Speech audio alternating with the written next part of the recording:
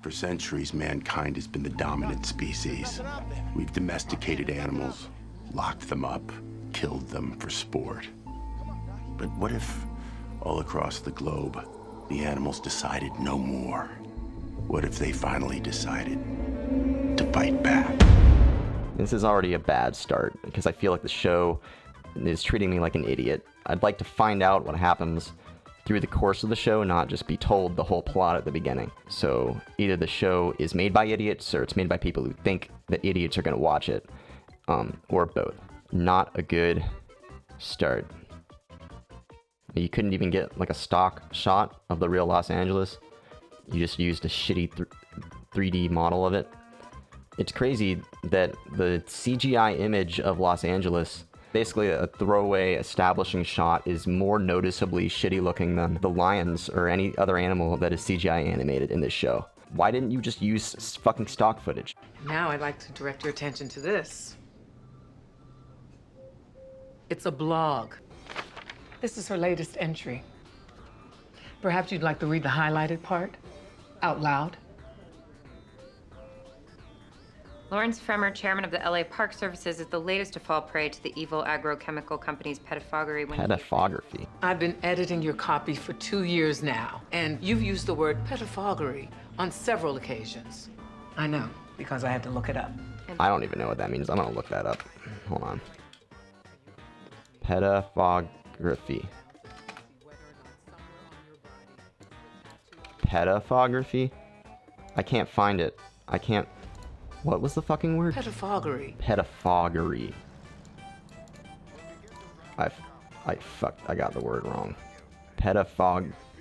Pedophagy.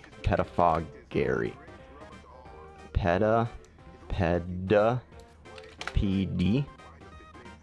Phography. PHF. Pedophagy. Oh shit, I was way off. Pedophog.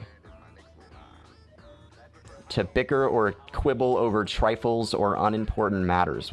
What a shit definition. To bicker or quibble over trifles?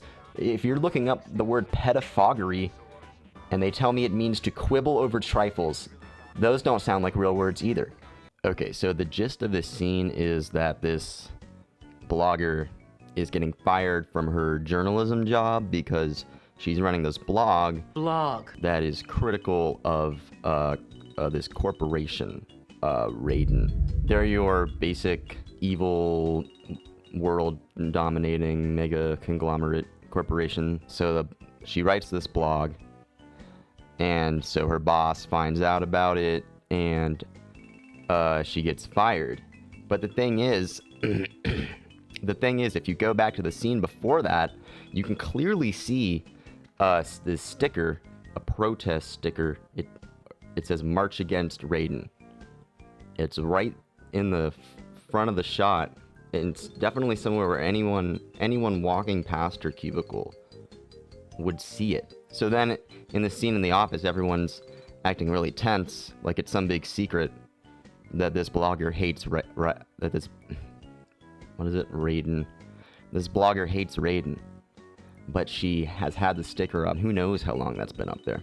Almost every other scene in this show so far has been people having a conversation in a vehicle.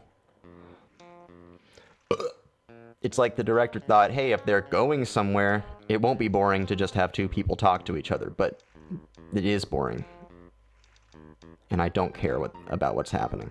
This is kind of a problem for me. I miss plot points sometimes in shows like this. I get too focused in on one little thing, and then I lose track of what's happening, so I probably shouldn't be reviewing TV shows at all. I feel like 40 to 45 minutes is just too much time for a TV show, especially like a high-concept TV show like this. We don't really need a lot of filler information to enjoy the premise of Zoo. Just show me some animals killing people. That's what I'm here to see. That's what I signed up for. Abraham! Écoutez! Faut partir! Abraham! Faut partir! Abraham! Oh, why are you holding him back? You are responsible for that guy getting eaten right now. Just leave your friend. I'm important. Just abandon the big black man because there's a white woman in trouble here.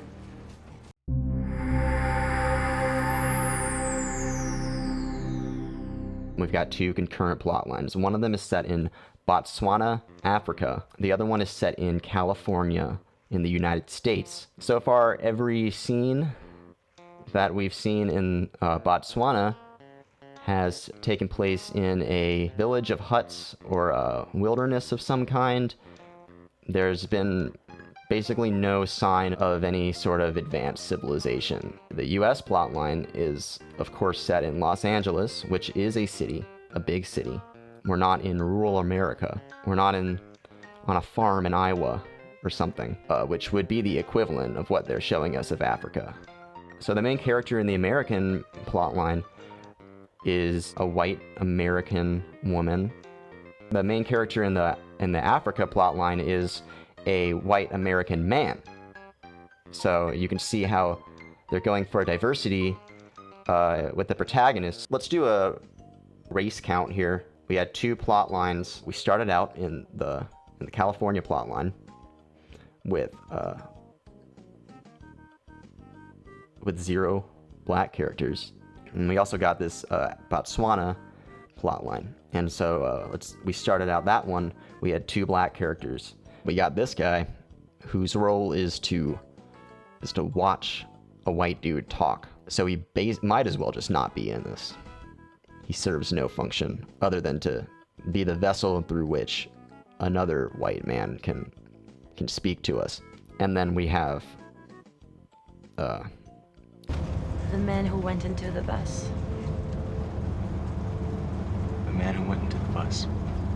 he is dead, or presumed dead. Spoilers. You don't care, I don't care. So we started out with 2 black characters, one of them essentially a non-character. The other one's out of the picture, so we're down to 0. So what we got left is 2 white characters. One of them is American, and the other one is French. Welcome to Africa. As a white man, as a white American man, I gotta say that I'm feeling a lot more comfortable right now with what's going on. So kudos. Kudos, CBS. Just get behind me. Get behind me, you know, where this cliff is. That way you'll cushion my fall when we inevitably go off the edge.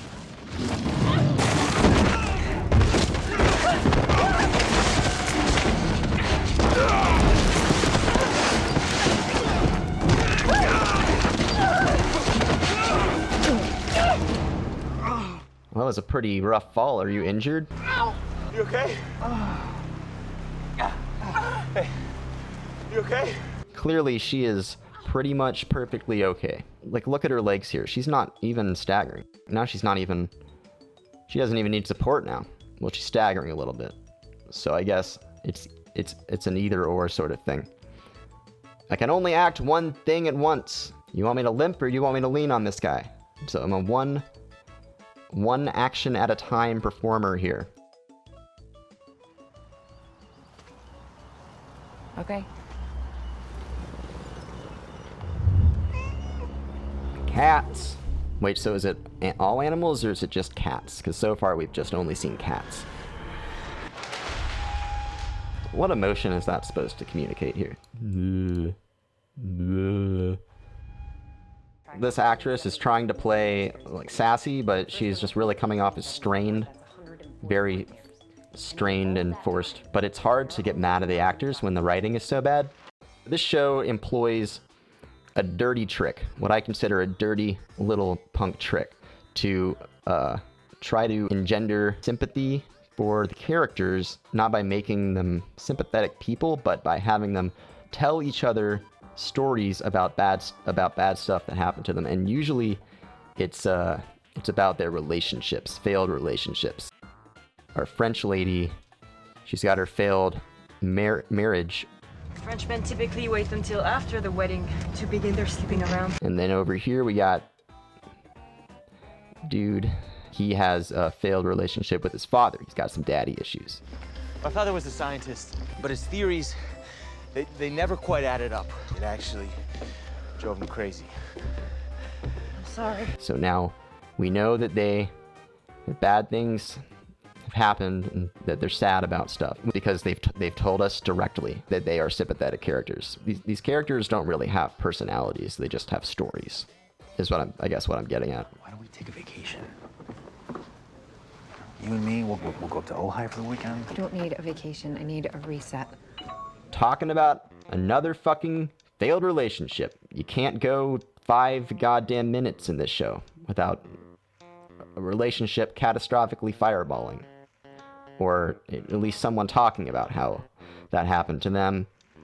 Or how someone that they loved died, or that someone that they loved was crazy, or that someone they love is dying. We'll hear all of these.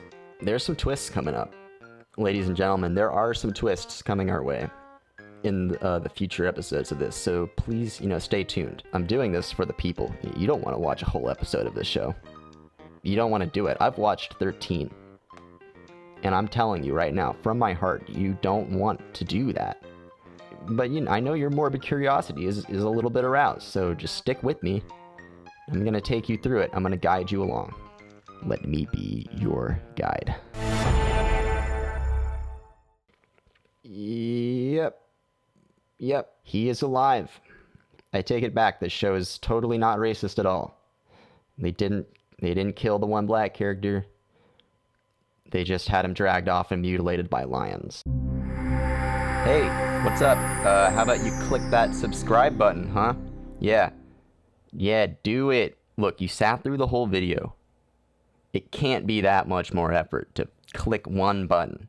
And then you're set to let the ENT productions flow into your social media consciousness.